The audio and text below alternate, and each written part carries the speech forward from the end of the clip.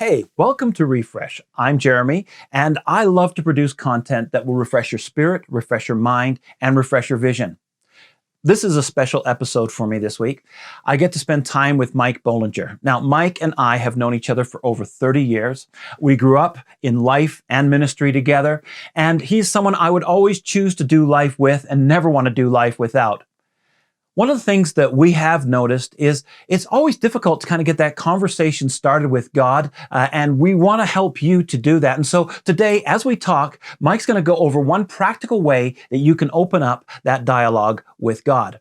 I hope you enjoy it, and we'll just go straight to that interview.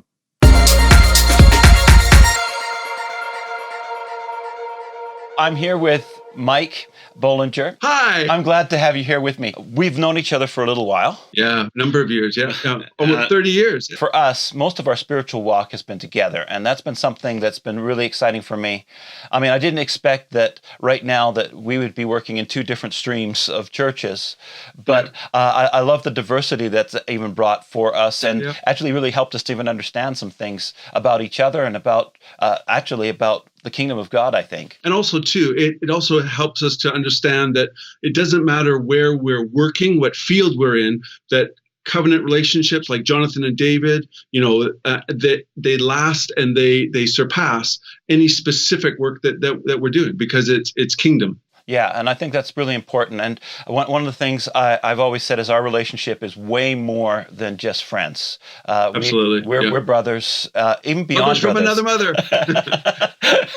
I'm just so pleased to have you here on the channel with me today.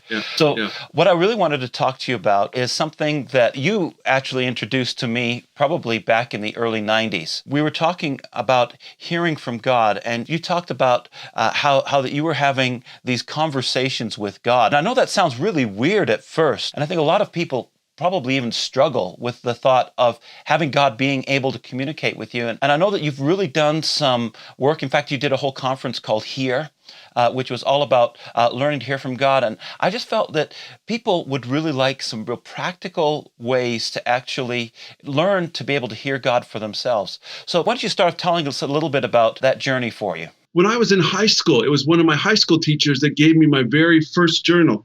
I've got, this is it right here, Wow. 1984. He just said, write down the things that are important to you. And one of the things that was really helpful in my early walk with God is somebody encouraged me that prayer is not a one-way street. It's a dialogue. And I think it starts off with understanding our inheritance. Jesus said in John, my sheep hear my voice. They know me and they follow me.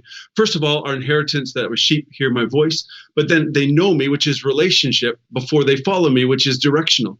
So hearing God is out of relationship. And for me, I always think about David. And the thing I love about David, when you look at the Psalms, just a real rough sort of thought of that is that if you look at the first part of Psalms, the first thing I think about when I think about journaling is that David had confidence to express all of his emotions, knowing that God could handle it. So almost the first parts of Psalms are like, why? I don't get it, God. How come? Where are you? Again, it's almost like he could have a rant with God, knowing that he could handle it. And then just that place to be able to express our heart. And so like David, there's times when you're just needing to express your heart, but you need to kind of get the right words. And so the first part of my learning to journal was just writing down my thoughts. Hey, I thought I would just pop in here for a moment to say that if you're finding this video helpful, why not click on the subscribe button and click the bell for notifications, just so that you know anytime we post new content. Now, I really enjoyed this conversation, and I hope that you are too, so let's get back to hear what Mike has to say. I remember even just some times when there's some real significant emotional things that I was working through it and I couldn't quite get the right words. I was saying, God, I'm just really frustrated. And just to take that time and to write it out and to just express that has been really helpful. And so there was one moment where I was just trying to find the right words and I'm writing, God, I'm feeling frustrated. I'm feeling, and just really trying to wrestle with how I'm feeling. And then I thought, I'm feeling disconnected. And that was the word I was trying to get to. And you know what it's like when you start to just have somebody to talk to, like you and I have talked about, where you're just sharing your heart and things are just, as you're writing things, it just becomes clear.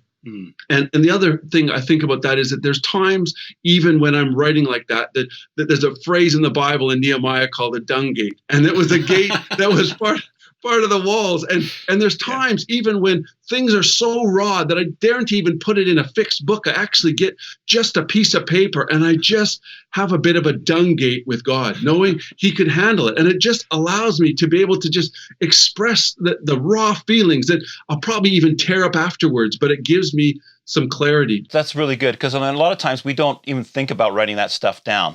And even when we get a journal, I know I even have journals here that I've actually got still in the wrapper, because you don't want to kind of break the blank page. You think that journal's got to be for something that's really important. I think any kind of book that you can start to write in is probably useful. I had a composite, kind of school book. Even just for me, it was lines, or even one of my first books. This is 1986, so it was just basically a journal diary that had like 1 page per day, and that didn't. I think the important thing to know is I didn't want to get in a place where I'm being legalistic about having to do that every day.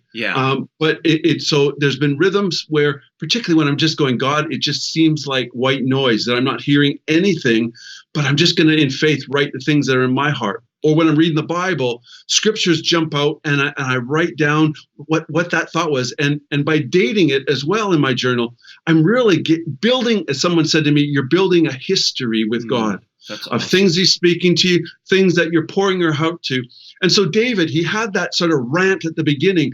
And then in places, it's not a fixed pattern, but you'll find like in Psalm 3, he says, oh Lord, how many are my foes? How many are rising against me? And then there's a Selah. And my mom used to read us the Amplified Bible. So she'd go, Selah, pause and calmly think of that. It's like a crescendo. It's like this raw, so it's like that conversations like we've had or with friends, and just going, blah, this is all that's going on. And then you kind of, it's like a Selah, like a pause. And then the second half of Psalms is where you start to get God thoughts. And so the second part for me is that God's thoughts are spontaneous. How do I recognize God's voice? It's in the spontaneous flow. And so a lot of times it's like when we're so busy and you're trying to do things, and your kids or your spouse or someone is trying to get your attention, you're going, yeah, you're so distracted.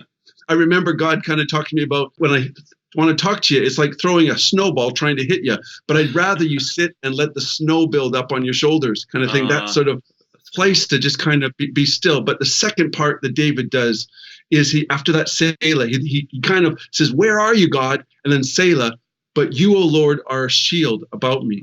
And it's that sort of, that ability to pour out my heart at the beginning of what I write, being able to even just clear my heart, learning to be still. And then that sort of pause where God just begins to share his heart. So I've got like an example from my journal here, where one morning I just felt the scripture about call to me and I'll answer you and tell you great and hidden things that you've not known. So I just started to write, here I am, Father. I'm calling to you. I'm calling and believing your promises to answer me. And then, just like many times in prayer, we're doing all the talking, but I pause, I Selah. And then I just felt like this thought was, have confidence in my love. And you can say, well, that's just me. But as you just start to write that, Habakkuk talks about write it down and make it plain. So that whole idea of just, one of the things of journaling is it helps me catch the flow of God's thoughts, rather than me just getting bitty things. And sometimes it might just be a phrase here or there, but have confidence in my love, have confidence that I will speak to you. Do not be anxious, even in dwelling with me. You struggle in unbelief and doubt, which quenches the flow of the Spirit. Run with me, throw off the hindrances, and don't be distracted. And just even, it's sort of like, does God talk to us in kind of a human dialogue? And well, actually, I feel he does, and it's that sort of, rather than just running around and hearing things here and there as we're driving our car, it's just having that place to be able to write down our thoughts and write down his thoughts about us. Sometimes when people start to hear God, they'll stop and go, is that me? Is that God? And actually that ends up taking the flow of that hearing God away. And so that's where a journal is helpful, to be able to just write out, follow the flow of thoughts, and then you can judge it afterwards. Sometimes people will start to hear something and then stop and try to analyze it, and you're switching from hearing to you're analyzing, and that's where sometimes that affects the flow. Do you have some practical 1, 2, 3 steps for somebody who's just getting started with this that we can actually go through? Because I think that'd be really helpful. So practical 3 things. First of all, get yourself a book that's devoted to capturing God's thoughts and your thoughts. Secondly, is be still and know that He's God. Anxiety is the kryptonite of hearing God. Just relax, the long game, and stand on God's promises. And then the third thing I would say is try to build a rhythm of doing that on a regular basis. Find a space to be able to work with. I think it's also important to say is that not everyone is a sit and reflect type person, that there's different rhythms in people's lives. Some people might find that even going out on a bike or even walking or different activities, people when they're out in nature, finding going up on a cliff top, writing a journal and so forth can sound like it's just for those that can sit and reflect, but some can find they hear God more actively when they're walking or biking. I've done that. I've been running or I've been hiking and got this bam, revelation that I felt from God. And I almost have to rush to get it home, to write it down somewhere, to actually look at it. I think the other thing that I've used is my phone. You got the record thing on your phone.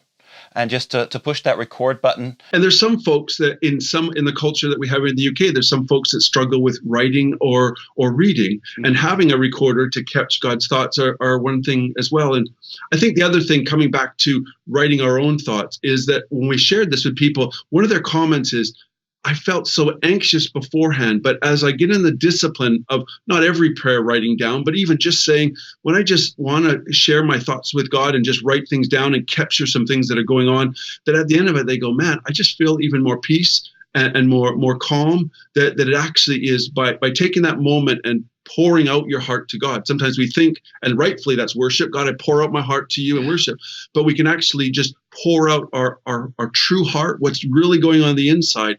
We come away with a sense of, even though He's not there, that we know that we've been heard and that we've actually really helped to clarify, especially if there's lots of things going around in your head. That's really helpful. And I think this is going to be really helpful to the people who listen to this video, because I think we're all looking for practical ways to kind of make that connection with God. And I just want to really thank you, because there's a lot that you can just pull out of this. I just want to encourage you, if you are out there, you've never tried this before, just even to sit down, just find a quiet place, whether you've got your phone and you're recording, or you've got a pen and a journal, just to sit down and just start to just pour your heart out to God. Nobody has to even read this. It's just between you and God, and just see what happens and just see where it takes you. I just want to just thank you for just coming on the video with me today. I look forward to the next time we get to do this. Absolutely. Our best, my friend. See everyone. Cheers. Bye-bye. Wow. That was some rich stuff. I know some of you will come back time and again just to make sure that you can draw all you can from it. And if you did find this valuable, why don't you share it on your social media? Or if you haven't done so already, click the subscribe button. I had a lot of fun making this video, and I hope that you enjoyed it too. I look forward to seeing you in the next one. Until then, keep moving onwards, keep looking upwards, and we'll see you soon.